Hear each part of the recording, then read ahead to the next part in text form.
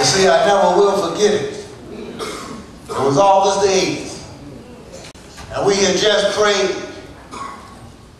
Pastor Dixon, my son Stephen, and me. And we were getting ready to go on a 50-mile journey, riding our bicycles. And we had just prayed, and they were saying, well, Dad, we're going to put you in the middle. I said, no, no, no. I said, I'm going to put Pastor Dixon in the front. I'm going to put Stephen in the middle, and I'm bringing up the rear. You see, there's a method to my madness.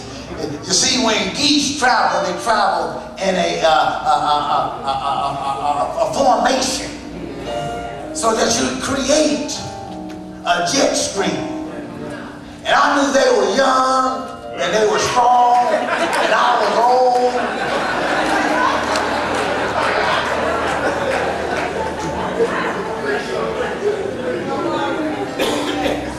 So I knew they were eager. And so we got to ride, and we went into a headwind, and they were still doing 19. But see, the secret is you get right behind the last rider and you tuck in.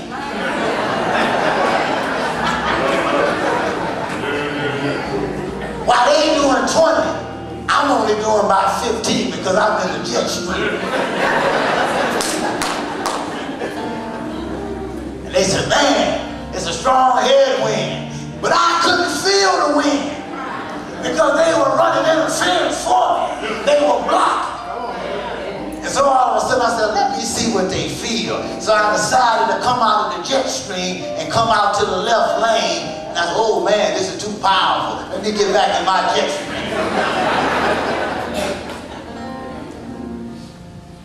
And I'm talking about being prayed up from circumstances beyond your control.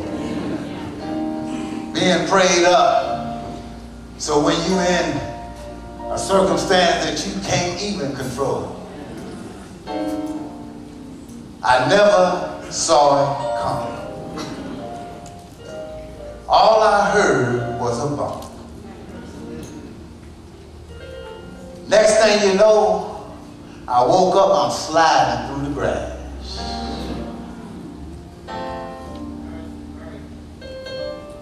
My mind was gone because I didn't know what happened. And God had a lady on the scene. She was an RAN in the emergency room.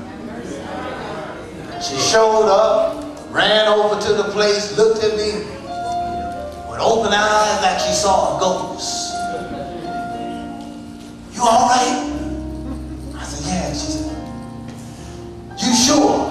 I said, yeah. She said, how old are you? I said, I'm 60. She said, oh, HE double with hockey sticks.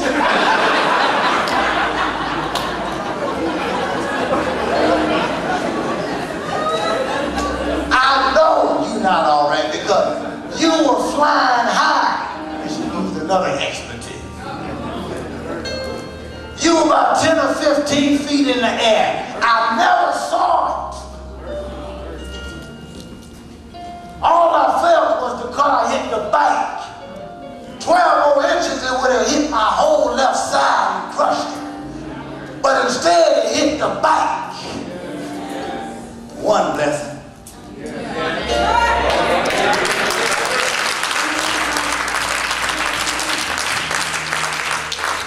Oh, it gets better. She grabbed my ankle. She said, can you feel that? I said, yeah.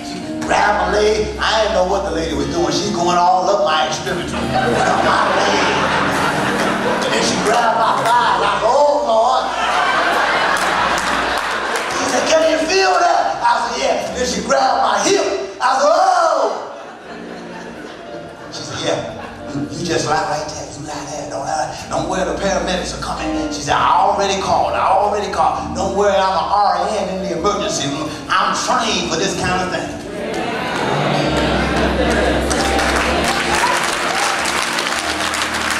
Lesson number 2. So they put me on the board to take me in. They cleaned me up. I told Stephen, don't call Marlene. Don't call her. I'm okay. Don't call to the hospital, and then when you go home, then you can tell them. So they take me there, the lady takes them home, takes the bike home, get into the operating room. The lady comes in, she says, you have a broken pelvis, and it's broken in 2 places. Let's fast forward. So the next day I go to the orthopedic surgeon. He is the professional. He's the one who knows how to really read x-rays. He comes in, he says, sir, you want the good news or you want the bad news? I said, give me the bad news first. He said, the bad news is you have a broken pelvis and you also have a fractured right hip joint socket, acetabulum. I think that's what they call it. And I said, okay, doc, so what does that mean in layman's terms? He said, well, you won't be able to walk for a while. I said, what's the good news?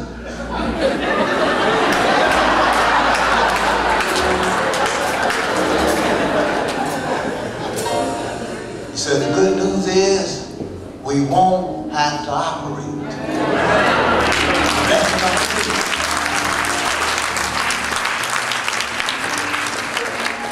And the doctor just kept shaking his head. He said, we won't have to operate. I said, well, why not, doc? He said, well, I don't know. He says, I'm looking here at these x-rays and I see where it's broken, but it's not displaced. It didn't go anywhere. It stayed right.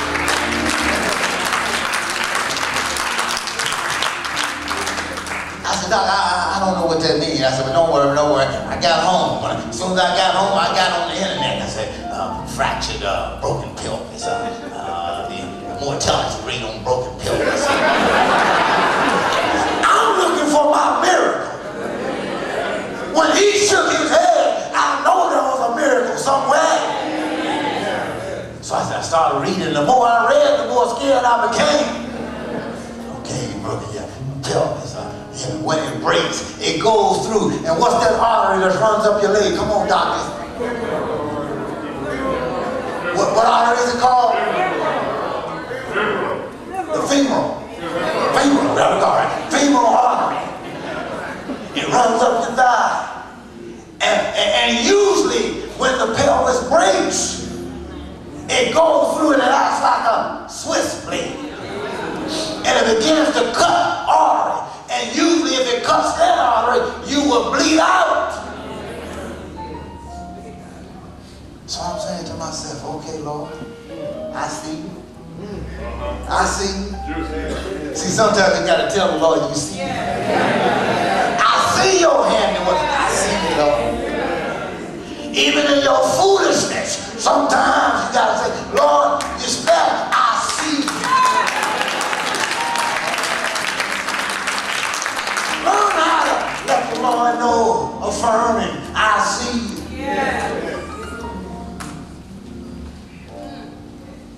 It's about that time.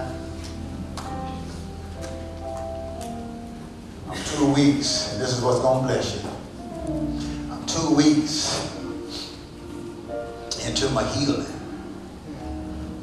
Now I'm feeling like John the Baptist. I'm mad. I was in the best health of my life. Right. Getting back to where I used to be.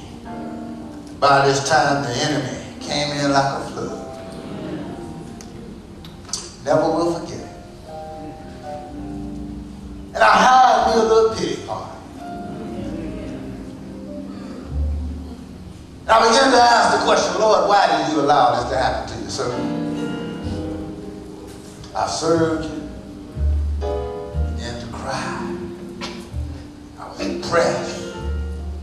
That's why I say, scripture is never enough. Knowledge is never enough. Just because you have knowledge don't mean you won't go into depression. So I just prayed. I said, Lord, why did you allow this to happen to me? By this time I was reading over in Ezekiel, 16th chapter, and then I had some music playing. God was telling Ezekiel, he says, telling Israel, he says, tell Israel, I saw you. He said, I saw you in your pollution. I saw you in your blood. And I passed by you. And I looked at you. And right then, that's when it got my attention. I said, okay, so what is he going to say to them? Is he going to chastise them? What is he going to do? He didn't do anything. What he said, it was the statement and what he said that got my attention. He said, now, I know your daddy who was an Amorite and your mama who was a Moabite. And I see you in your pollution. But I got one thing to say to you, and that is live. Live. I was in my pity party only for 30 seconds. Because I heard a voice say to me when he said, when I asked him, why, Lord? He says, why not? He said, do you want to have a pity party? Or do you want to leave? Do you want to complain? Or do you want to be healed? And I said, Lord, I want to live.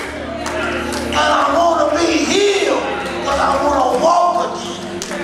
By this time, that's when the song came, never would have made it.